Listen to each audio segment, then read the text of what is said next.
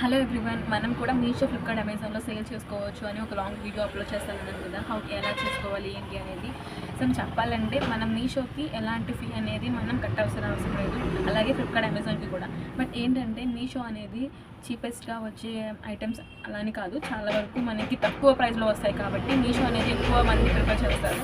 So అందుకే దానికి వచ్చిన యాక్సెస్ ఏంటంటే మనం సమ్ ప్రాపర్ డీటెయిల్స్ లేకపోయినా pan card, Aadhaar card and bank details ఉంటే చాలు, దాంట్లో లాగిన్ అయ్యి సేలర్గా మనం సేల్ చేసుకోవచ్చు. బట్ ఏంటంటే ఓన్లీ మన స్టేట్ వరకు మాత్రమే విజిబిలిటీ అనేది ఉంటుంది.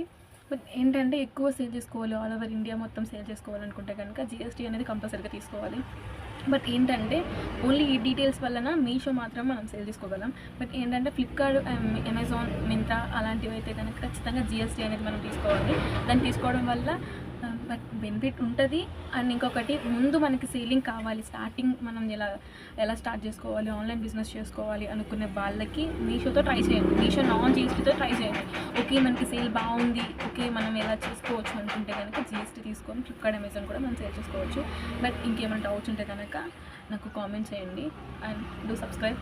Thank you.